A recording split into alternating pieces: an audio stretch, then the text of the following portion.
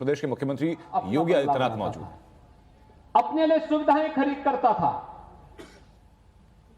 BJP की सरकार बनी, हम लोगों ने कहा कि नहीं भाई गरीबों का मकान बनाओ। 43 लाख गरीबों को एक एक आवास दे चुके हैं हम लोग। तो 43 लाख गरीबों को,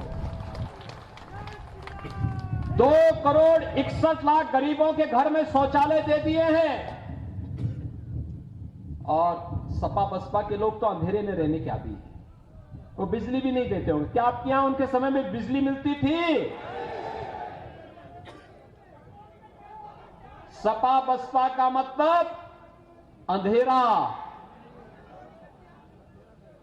और क्या हमने विकास, बिजली तो सबको दी, अब तो बिजली मिल रही है ना, तो बिजली सबको हम लोगों ने दी।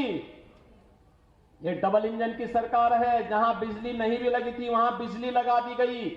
और फिर भी कोई बचाव होगा, हमने उसको भी मना नहीं किया। सब जगह हम बिजली देंगे, एक एक घर तक पहुंचाएंगे, किसी को पैसा नहीं देना पड़ेगा और फ्री में कनेक्शन भी देने जा रहे हैं। यह है सरकार। तो क्या हमने विकास में कोई भेदभाव किया क्या? कि नहीं ये ब्राह्मण है इसको दे देंगे, ये जाट है इसको नहीं देंगे, ऐसा तो नहीं हुआ ना। हमने तो कहा भाई सबका साथ सबका विकास का। न जाति को देखा, न चेहरे को देखा, न हिंदू देखा, न मुसलमान देखा, विकास सबका। लेकिन तुष्टीकरण नहीं होगा भाई। कांवड़ यात्रा कोई रोकेगा तो फिर कायदे से उसका इलाज भी करेंगे। कांवड़ यात्रा आपकी हो रही ना, पहली सरकारें रोक लगाती थी। भाइयों बहनों, कैसी सरकार चाहिए? कांवड़ यात्रा प्रारंभ करने वाली सरकार चाहिए या कांवड़ यात्रा रोकने वाली? और इसीलिए भाइयों बहनों, मैं आपके बीच में आया हूं आपसे कहने के लिए, आप में से एक कोरोना कालखंड है। कोरोना में फ्री में टेस्ट, फ्री में उपचार, फ्री में वैक्सीन। कितने लोगों ने वैक्सीन लगाई है? अभिनंदन आपका। जिन्होंने वैक्सीन ले ली है बहुत अच्छा किया, दोनों डोज लगाइए। जिन्होंने अभी नहीं ली उनको समझाइए ये कोरोना महामारी, इससे बचाव का एक ही उपाय है और वह है वैक्सीन। वैक्सीन की डोज लगाइए। प्रधानमंत्री मोदी जी के प्रति आभार व्यक्त करिए कि दुनिया की सबसे प्रभावी वैक्सीन मोदी जी के मार्गदर्शन में भारत ने बनाई है। और डबल इंजन की सरकार है तो डबल डोज राशन की भी गरीबों को उपलब्ध कराया जा रहा। 15 करोड़ लोगों को हम उत्तर प्रदेश में डबल, महीने में 2 बार राशन दे रहे हैं, जिससे कोरोना में किसी को इधर उधर भटकना न पड़े। हमारे नागरिक है तो उनकी चिंता हमें ही करनी है। पहले हमारे युवाओं के लिए नौकरी निकलती थी और ये डबल जोड़ी की जो आई ना, 2 लड़कों की जोड़ी,